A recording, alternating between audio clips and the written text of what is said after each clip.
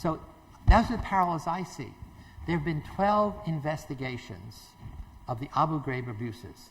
11 of, and they're all called independent. Hardly so, because 11 of them are by generals. And I'm going to show you some. And the only one that's not by a general is by James Schlesinger, who was a former Secretary of Defense, who was ordered to do this by Rumsfeld. So this is his committee. And what this report says, strikingly, is psychologists have attempted to understand how and why individuals and groups who usually act humanely can sometimes act otherwise in certain circumstances. He didn't say it, but that's the Lucifer effect. The landmark Stanford study provides a cautionary tale for all military detention operations.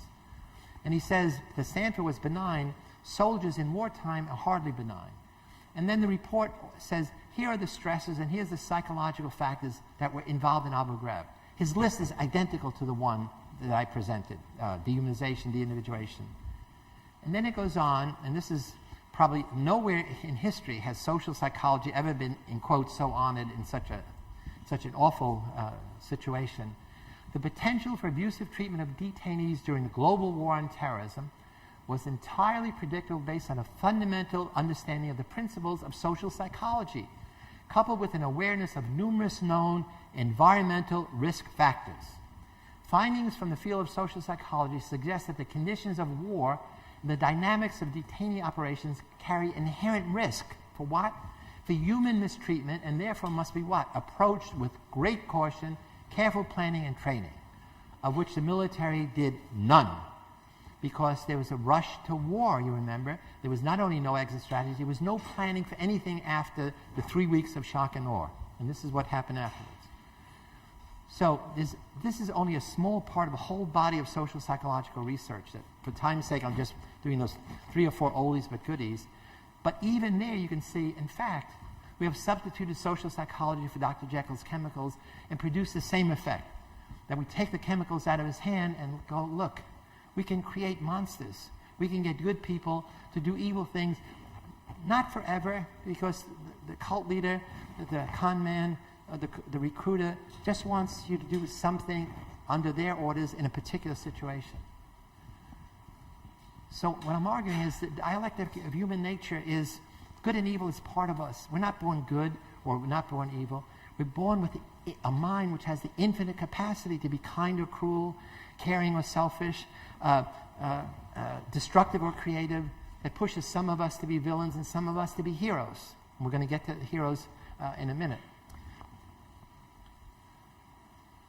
Let's now go back to the dungeon Abu Ghraib. Because now we know, we have the analytical tools. We know we have to understand the person, the disposition. In this case, this Chip Frederick, the guy I defended. We have to understand the physical place. We have to understand mostly the social, psychological setting, the behavioral context. And we have to know what was the system that created that dungeon, that situation. So he's an Army Reserve MP in charge of the night shift. He's one of the bad apples. We're going to say, what was he like before he went there? What was he like after he went there?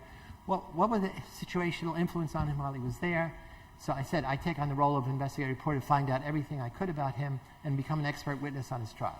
I give the situational defense, and the Army gives the dispositional prosecution. So here he is. The guy you saw in the scenes is a prisoner called Shit Man. He was mentally ill. He covered himself with his own shit every day. And Chip Frederick would roll him in dirt just to not to have it stink. And then here's a picture of him sitting on the prison between 2 gurneys, between stretchers. They did this just to get him to stop doing this because everybody's going crazy, prisoners and guards.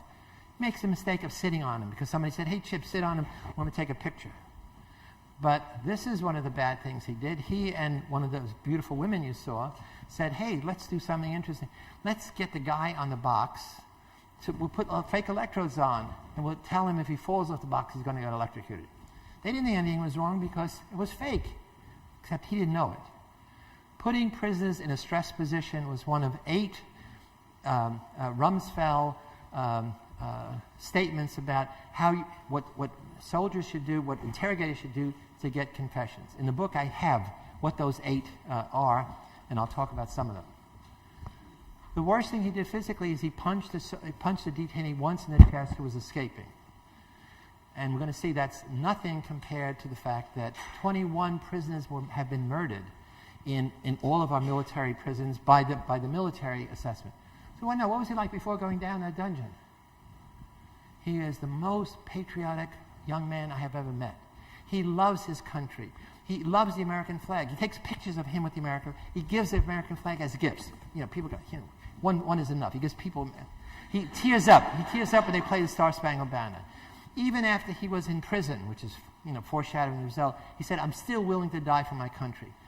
He was before he was in Army Reserve, he was National Guard for 22 years. What is his disposition?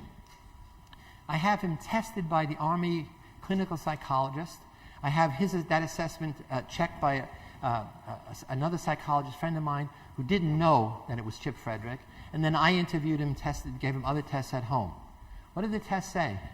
Normal. On every measure, this guy is normal. Between the 40th and 60th percentile in every single personality measure on the MMPI, on several other measures. Not a single evidence of sadistic personality. I won't go through it, but this is the most all-American guy. You know, his father's it's a cartoon. His father's a West Virginia coal miner. He's a Baptist. He goes to church. He plays softball. He hunts. He fishes. He's got a lot of friends, et cetera, et cetera. I mean, it's like a normal Norman Rockwell picture with an American flag. He's in model Army Reservist. He's got 9 medals and awards. Not only that, I check his prison record. He was a guard in a small prison in Pennsylvania.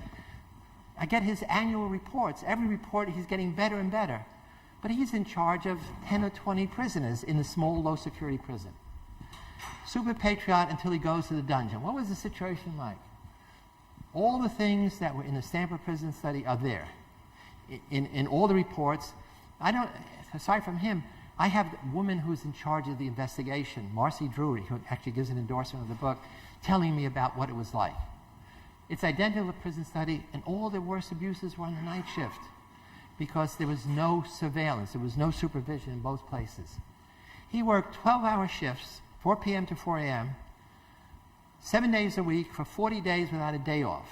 Then they gave him 1 day off, and he worked 2 more weeks. So he worked 60 days with 1 day off. What were the conditions like? It was incredible. It was filthy. Toilets were overflowing. There's shit all over. There's rats running all over. The prisoners are naked.